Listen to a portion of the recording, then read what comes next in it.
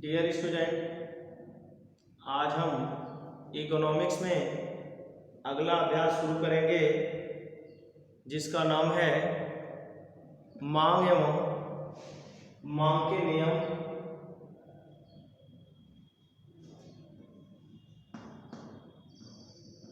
मांग एवं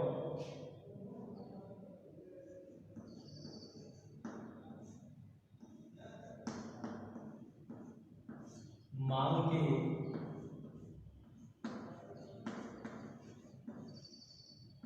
नियम।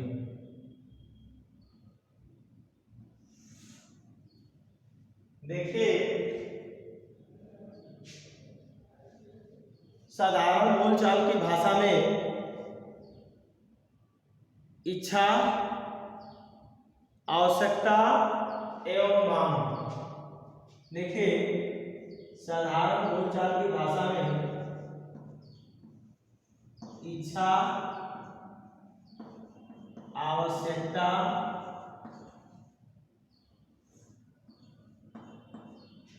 एवं मांग, तीनों को हम एक ही अर्थ में लेते हैं। जबकि इच्छा का मतलब होता है, इच्छा से मतलब होता है किसी वस्तु की प्राप्त करने की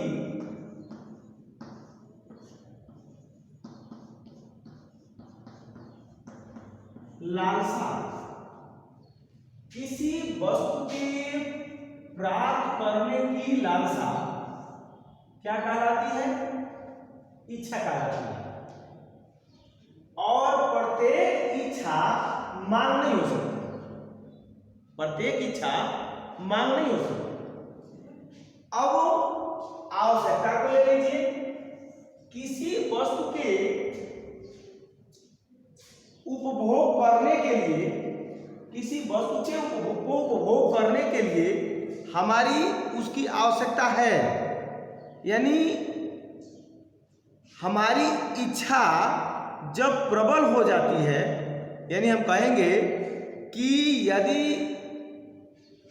इच्छा प्रबल हो गई, यानी इच्छा के बन जाने के बाद इसके लिए, इस इच्छा को पूरा करने के लिए हमारे पास पर्याप्त धन है। पर्याप्त धन है तो हमारी इस वस्तु की क्या बन गई? आवश्यकता बन गई।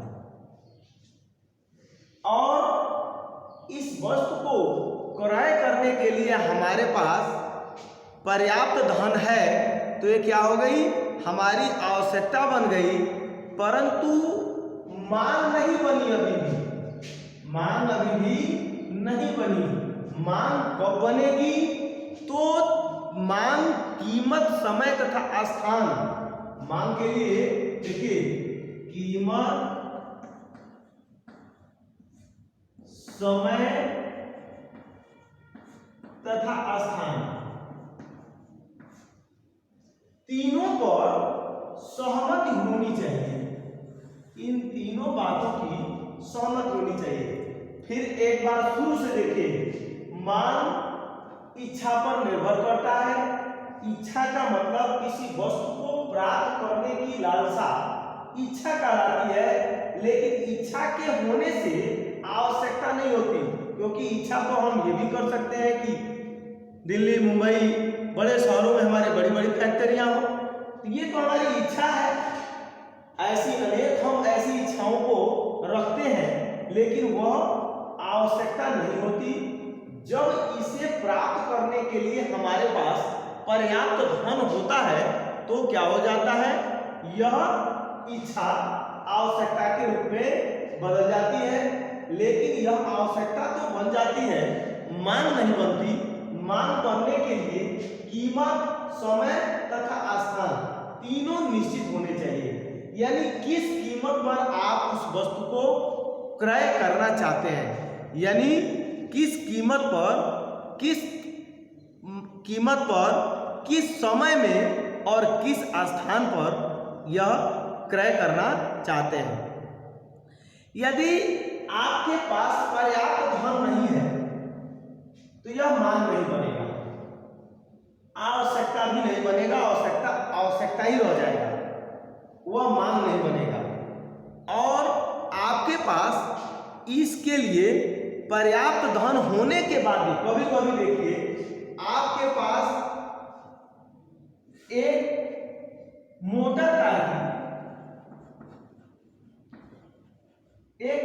कार की आवश्यकता है, इसके लिए आपको 6 लाख रुपए होने चाहिए, 6 लाख रुपए होने चाहिए। तो ये तो इच्छा है, लेकिन आपके पास पर्याप्त धन नहीं है, जिसके कारण यह मांग नहीं बन पाएगा, यह मांग नहीं बन पाएगा।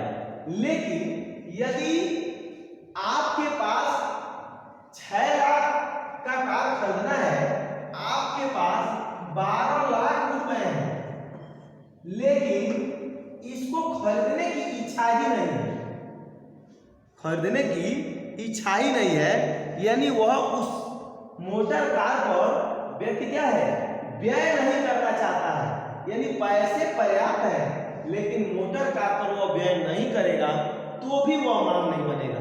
यानी आप दो बातें समझे, क्या, पहला कि पर्याप्त धन का होना आवश्यक है तभी वह मांग बनेगा, लेकिन पर्याप्त धन के बाद भी यदि पर्याप्त धन नहीं होने के बाद से वह मांग नहीं बनेगा, और दूसरी बात पर्याप्त धन होने के बाद भी यदि वह उस पर खर्च करने के लिए तत्पर नहीं है तो भी वह मांग नहीं है। इस तरह से आपने देखा मांग क्या है। मांग के कुल 5 तत्व होने चाहिए, मांग के कुल 5 तत्व होने चाहिए मांग बढ़ने के लिए।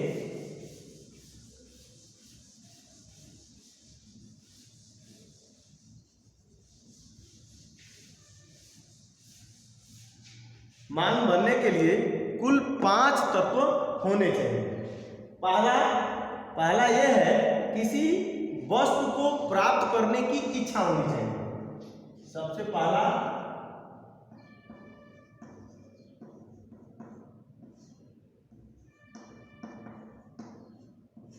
किसी वस्तु को प्राप्त करने की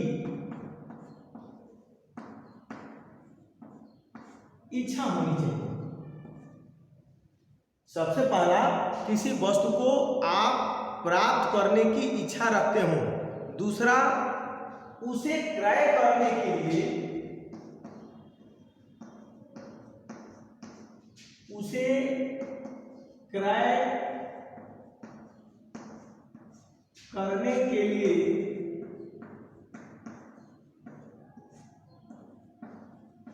पर्याप्त साधन आपके पास क्या होना चाहिए, उसे क्रय करने के लिए आपके पास पर्याप्त साधन हो।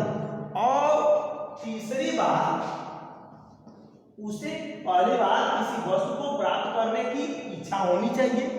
दूसरा, साधनों पर उसे क्रय करने के लिए साधन भी होने चाहिए, और साधनों पर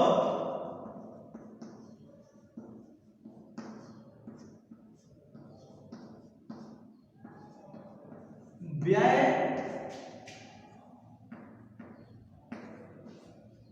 करने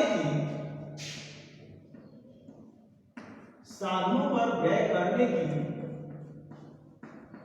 तत्परता भी होनी चाहिए। यानी पहला किसी वस्तु को प्राप्त करने की इच्छा, और इच्छा के बाद उसे क्रय करने के लिए पर्याप्त साधन। तीसरा, साधनों पर व्यय करने की तत्परता होनी चाहिए। और चौथा है वस्तु की इच्छा का कीमत विशेष से संबंधित होना। वस्तु का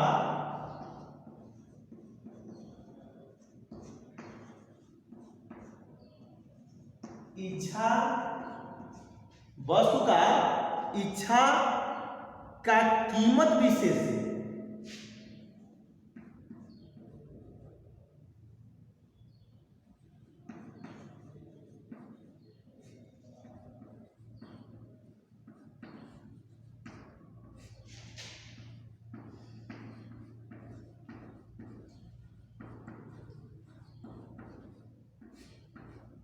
संबंधित होना और वस्तु का इच्छा तथा कीमत विशेष से संबंधित होना, और अंतिम है मांग का संबंध किसी विशेष समय से होना। मांग का संबंध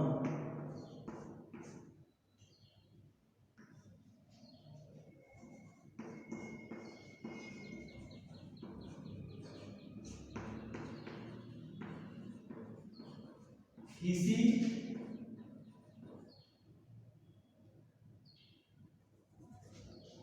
मांग का संबंध किसी विशेष समय से होना।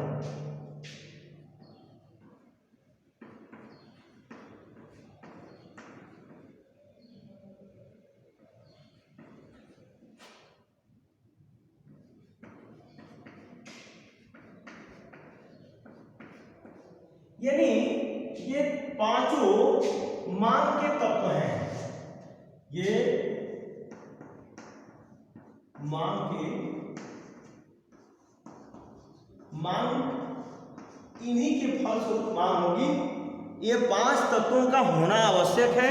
पहला, किसी वस्तु को प्राप्त करने की इच्छा व्यक्ति के पास होनी चाहिए। चलिए, इच्छा हो गई, वह पाना चाहता है। दूसरी बात, उसे क्रय करने के लिए उसके पास साधन होने चाहिए। साधन भी मान लिया गया कि अब उसके पास उसको क्रय करने की क्या है, पैसा, साधन है उसके पास। तीसरा, साधनों को व्यय करने के लिए तत्पर है वो, उन संसाधनों को, उन पैसे को खर्च करने के लिए वह तत्पर है, इच्छुक है। और वस्तु की इच्छा का कीमत विशेष से संबंधित होना, यानी वह इच्छा उस कीमत विशेष से है, और मांग का संबंध किसी विशेष समय से, यानी उस मांग का जो है संबंध किसी विशेष समय से है। यानी ये पांचों तत्व मिल गए तो मांग बन जाएगी, मांग होगी, उस वस्तु की मांग कहलाएगी। तो इस तरह से आज हमने देखा कि मांग क्या है, मांग के क्या तत्व हैं। आगे देखिए, 2 तरह की बातें हैं। एक जो है मांग जो है संपूर्ण बाजार के संबंध में हो सकती है, जिसमें 2 तरह के मांग हैं। एक व्यक्तिगत मांग है, एक जो है व्यक्तिगत मांग है।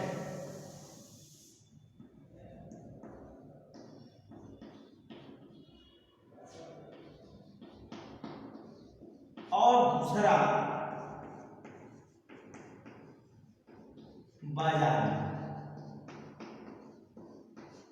देखिए, व्यक्तिगत मांग क्या है? व्यक्तिगत मांग का मतलब होता है कि वस्तु की वह मात्रा जिसे एक उपभोक्ता दी गई समय अवधि में प्रत्येक संभव कीमत पर खरीदने की इच्छुक और समर्थ है। यानी एक उपभोक्ता उस दी गई कीमत पर दिए गए समय में उसे खरीदने के लिए तत्पर है। यानी मुझे एक डस्टर की आवश्यकता है।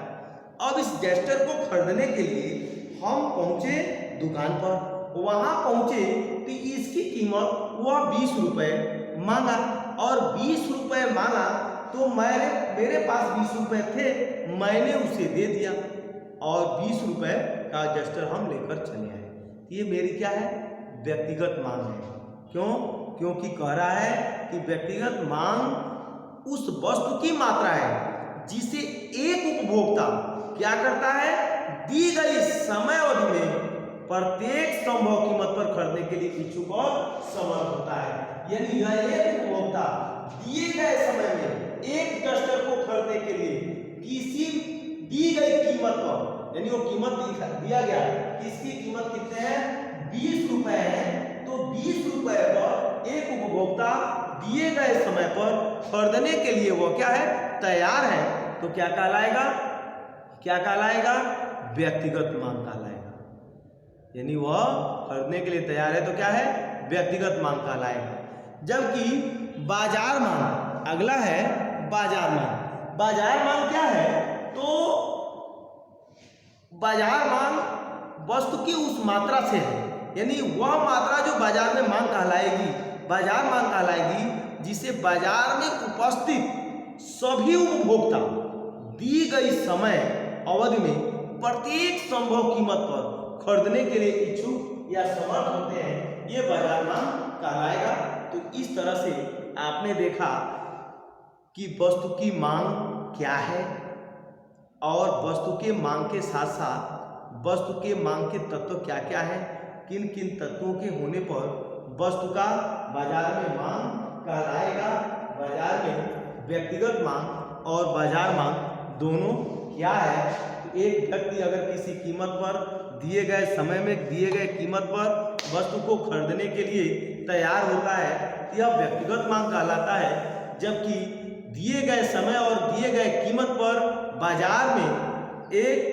बाजार में उपस्थित सभी उपभोक्ता उस कीमत पर दिए गए समय में उस कीमत पर खरीदने के लिए तैयार होते हैं, ये बाजार मांग कहलाएगा। इसके आगे अगले